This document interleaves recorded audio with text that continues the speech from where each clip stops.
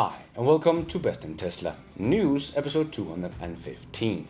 Yes, as you can see, I am not currently in my studio. I am out traveling. I am currently in Dubai, shooting some videos for my upcoming YouTube channel called Best in Tech, so stay tuned for that. But there was, of course, still a lot of great news this week about Tesla, Elon Musk, Neuralink, full self-driving, Cybertruck ramp, and much more. So, of course, you're gonna get your news episode here on this Sunday. So let's check it all out and let's dive right in.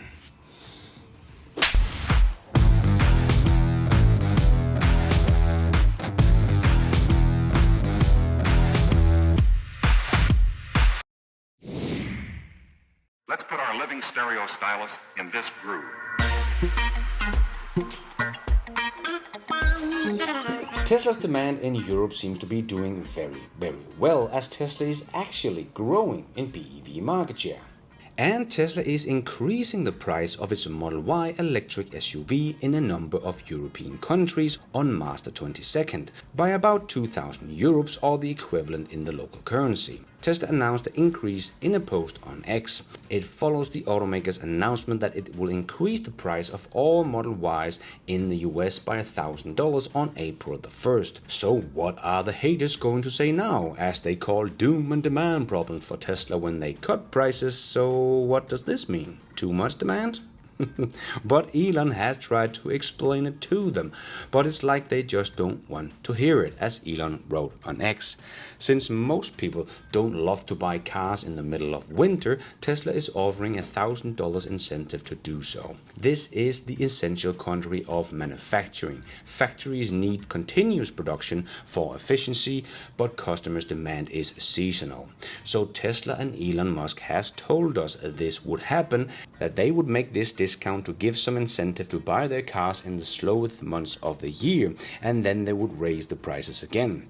So this should not come as a surprise for anyone, and Tesla will continue to lower and raise the prices to balance the demand according to their rising supply. So don't expect this to be the end of it. More price changes to come in 2024 to make sure Tesla can keep their production as high as possible, to make it as cost effective to build their cars as possible as well. And Tesla is also still growing, even though others might see some demand issue for their EVs. Well, Tesla is year to date up 33.1% year over year in Europe for the first 2 months of the year. And year to date, the number that we have so far, Tesla is actually pulling away from the competition. As I showed you in last week's news show, Tesla was just about 1,000 units in front of the entire Volkswagen Group. But this week, Tesla is about 5,000 units in front of the entire Volkswagen Group. And yes, I know we should not compare a brand to an entire group, but Tesla is just so far ahead. When we look at brands in Europe, it's not even funny. And Tesla is sitting on 19.7% of the BEV market share in Europe, even compared to the other groups. And this is the biggest share I have seen Tesla have in the last 4 years, when we had some real competition here in Europe. But Tesla seems to be pulling away and growing. So no demand issue for Tesla here in Europe. And they are now raising the prices of the best-selling EV in Europe, and we are talking the best by far, as it sells 3.5 times as many units as the closest non-Tesla on the best-selling BEV list. That is the XC40 that comes in at number 3, as the number 2 in the best-selling EVs in Europe is, of course, the Tesla Model 3. But we all know the competition is coming, right? It's just, taking time. But one that is rising up fast is also Volvo's EX30 that comes in as spot number 7 at the moment. But I do expect this one to continue to rise and beat its sibling, the XC40, later this year, but we will see how that goes. But BMW is actually the second best-selling brand in Europe at the moment when it comes to EVs, and they are actually doing quite nicely, as AJ showed on X. We can see that their BEV deliveries were up 47 7.7% year-over-year in Q4 2023, and their BEV penetration is 18%. So they are actually not that far off following the Europeans' BEV market share, and even though they lost a lot of free cash flow in Q4, over $2.5 billion, this represents the largest single quarterly negative free cash flow generation in 5 years. So that is of course not very good, but they do have like $19 billion in the bank, and they can easily raise more if they need to, so they can manage. But their deliveries are up and so are the revenues, so BMW is still looking to be doing pretty well. They should just stop wasting money on the hydrogen cars, but I will get back to that later in the news show. And before we continue with more news stories, I just want to make a quick shout out here. They are not sponsoring this video, but I did get them to give me an affiliate link because I wanted to become an ambassador for this product. Because I have just got home from a week of shooting videos up in Finland for my upcoming YouTube channel Best in Tech, and this product has been absolutely awesome. It's called Native. It's a next generation thermal base layer.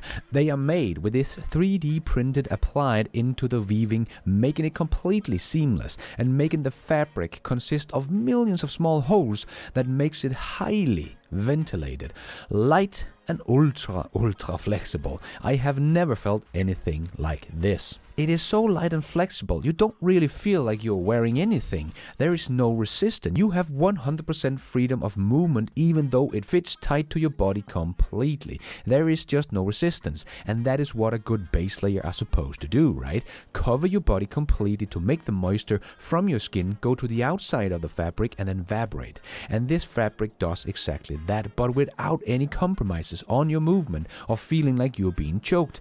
The thousands of small holes from the 3D printed mesh of this fabric is made of the best ventilated merino wool and 3% silver I has ever tried before. I used the whole week up in Finland, and the thermal regulation was just beyond anything I have ever tried before, and it never smelled. The engineering that went into this piece of clothes is quite amazing. I was really blown away by this product. It is 100% made in Italy, not made in China like most others. This is made in Italy from recycled materials. I can highly recommend you to try out Native if you, like me, love to get out in nature and know you're wearing something that will make sure you are perfectly thermally regulated. If you want yours, I have a link down below. Go nuts, my friends. And let's get back to the news. Tesla's full self-driving version 12.3 is making waves on social media, and it's looking very promising. And Elon replied to Fasad's post about his experience with full self-driving version 12.3 and said major improvements coming for Summon and Autopark next month. So that sounds great, and again the pace of improvement for this version 12 is just insane. But as Huck wrote on X, that is part of Tesla's AI team, you know, the team that Ross Gerber doesn't think Tesla has, as he was out saying that Tesla is not an AI company. Boy, this guy has really derailed from the Tesla story. But anyway, as Huck from Tesla's AI team wrote on X, motivating to see the overwhelmingly positive response for our latest full self-driving version 12 release. Kudos to the incredible team at Tesla. It is an honor to work with them every day. This is the first version of full self-driving that use neural network end-to-end, going from raw camera, video and vehicle kinematics to produce control action to drive the vehicle. Efforts over the past several months went into making this new approach beat the previous version 11 stack developed for many years.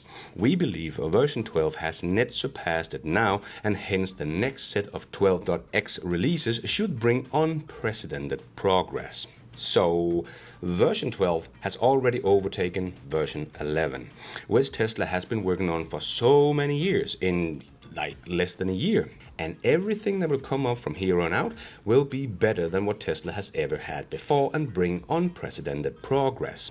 And we have also just seen so many videos this week of full self-driving doing so well. But I thought I would just show you this one, as this seems like a new trick for full self-driving, as it was creeping up to a gate, waiting for the sensors to kick in and open the gate and then drive through. Very impressive stuff. And Chris Paxton also wrote on X, so does Tesla's full self-driving just kind of work now?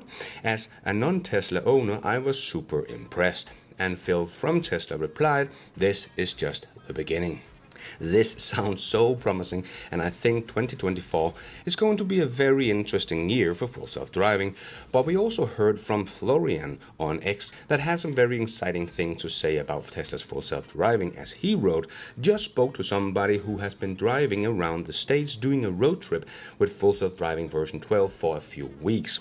He expects Tesla to launch a robotaxi service in 2025. So it really seems like Tesla has got a really big breakthrough with version 12 as everyone was hoping for. And the progress will only speed up from here on out, as Elon wrote on X as a reply to a post about people underestimating Tesla's AI team. Yeah, 99% of people have no idea, including Ross Gerber. And improvement will accelerate dramatically now that we are no longer AI training compute constrained. So the time has arrived that Tesla is no longer compute constrained, and we should not hit any local maximum anymore. I personally thought that would be by the end of this year, but we already here. So it seems like everything is set in place to just take off now." And let's squeeze in the last short news topics into this news show. Yes, it's time for the Tesla shorts. FAZ, which is one of the most recognized newspapers in Germany, did a test of BMW's upcoming hydrogen car. Well, in the test they did, it consumed 2.1 kilogram of hydrogen per 100 kilometers. This resulted in a cost of 33 euros per 100 kilometers. And that was, of course, grey hydrogen, so even more polluting than an ICE car. But that is still about 5 times more expensive as charging up my Tesla at a supercharger. And that is still twice as expensive as charging at home. Who in their rightful mind would ever buy this stupid hydrogen car the BMW is wasting its money on? I hope they do know that we have closed down all the hydrogen stations here in Denmark, and not just temporary. The one next to my place has been completely torn down. So hydrogen is inefficient and expensive, so it will never win. And it looks like Sandy Munro is getting beaten to be the first to tear down the Cybertruck, as Caresoft shows the beginning of their teardown of the Cybertruck to John McEnroy from Outline Daily. And seems like they are also very impressed with the engineering of the truck so far. And speaking of the Cybertruck, I hope you have all seen this beast of the Cybertruck that looks like something straight out of a Mad Max movie. But that is just a specially built Cybertruck having fun in the sand dunes. And the ramp of the Cybertruck looks to be doing much better than I expected, as we could see Sawyer share this picture from a YouTube video by Brad Sloan and wrote 370 Cybertrucks spotted at Giga Texas today. And Elon replied, "Production is ramping." So that is very encouraging for the Cybertruck production ramp. And Audi cut shift in their Heilbronn factory due to weak demand of the e-tron GT. You know, the good-looking EV. Audi's weak capacity utilization at the Böllingerhof site in Heilbronn now has consequences. Some of the workforce is to be deployed elsewhere, as the demand for the all-electric e-tron GT has fallen sharply in recent months. According to research, only just over 30 e-tron GTs are currently being produced every day. Yeah, that is not a lot. Volkswagen really have some serious trouble with their EV demand. And we also got this nice little chart from EV sales in the US. And as we can see, nothing has really changed. There is still only Tesla and then everyone else as small specks down the list. Wonder when that competition we keep hearing about is actually coming, because it's not here yet, so I guess we have to wait some more.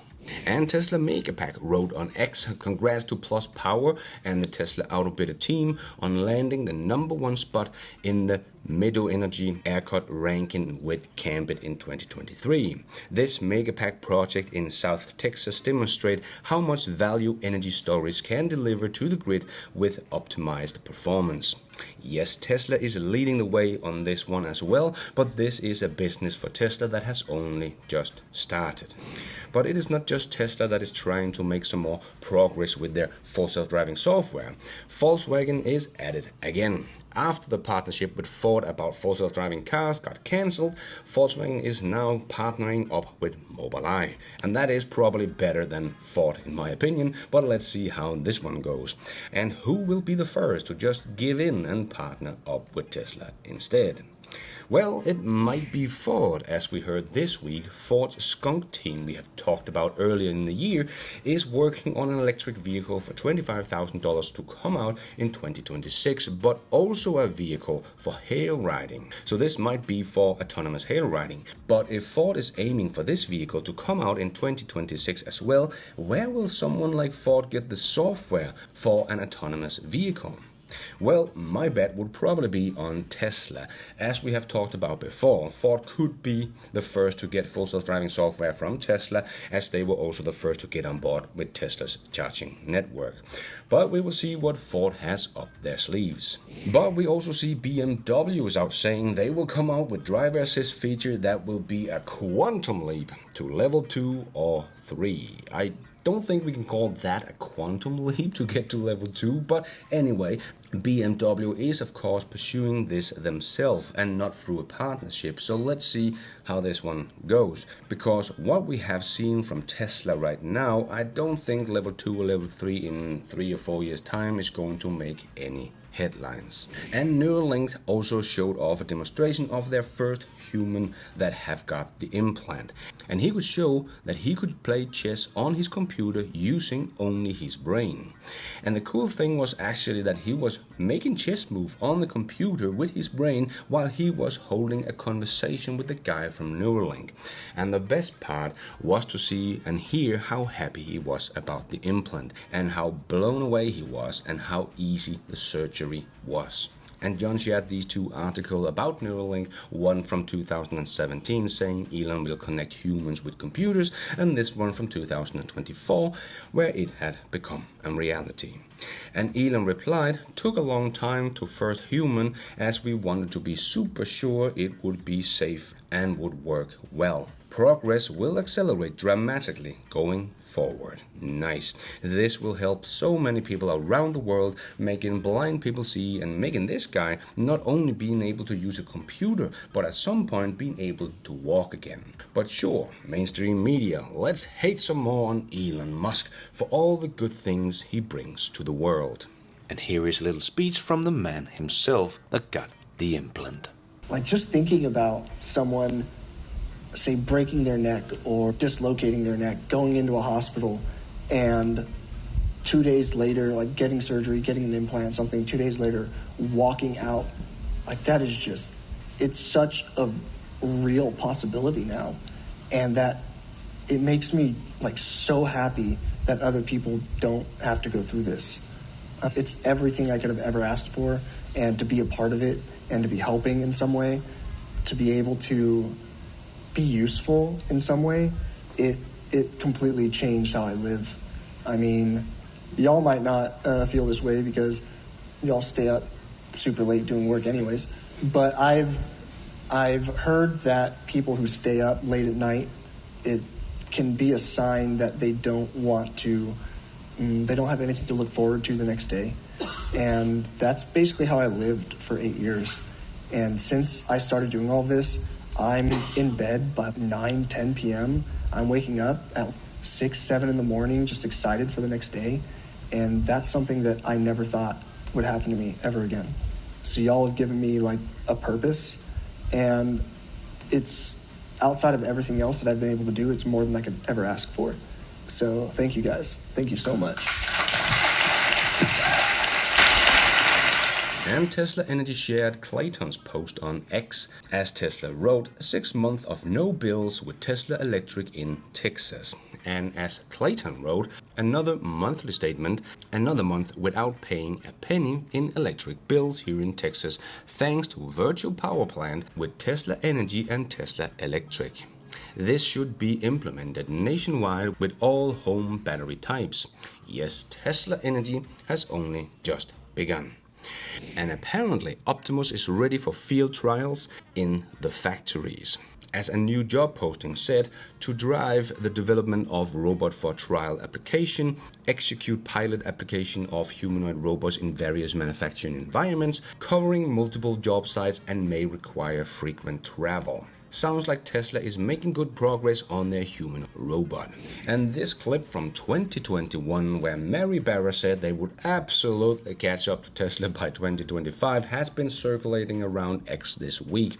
And even Elon tuned in and replied to the post, laughing my ass off.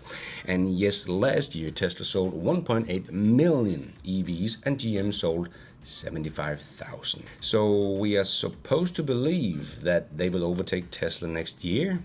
Oh, Mary and GM, it's just a joke that keeps on giving, as we get to more and more of these so-called predictions not coming true. And before we end up with a bit of fun, I just want to make a quick shout out to my newest supporters of this YouTube channel. My new YouTube members, 33,000 MB and Øystein Jacobsen.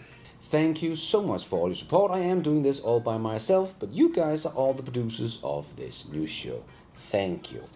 And let's end off with a bit of fun. It's not only Tesla that sees issues with their cars, so does Das Auto.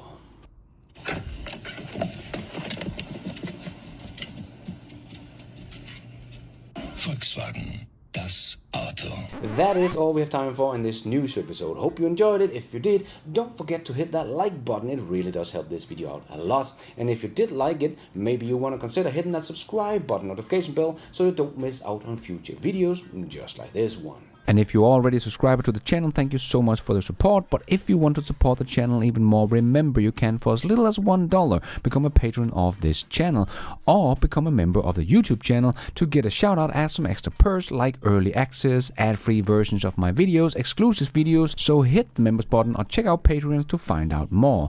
And don't forget to follow me on X. I post pretty much all the news as it comes out and a lot more. And check out the merch store to get some merchandise and support the show. It is also possible to support the show without becoming a member or a patron. There is a donation option down below or on my website bestintesla.com. You can also become an executive producer and get news articles, exclusive videos, behind the scenes, and access to all my research charts and spreadsheet also on bestintesla.com, or as simple as hitting the super like button. And thank you for watching. And until next time, take care out there and be nice.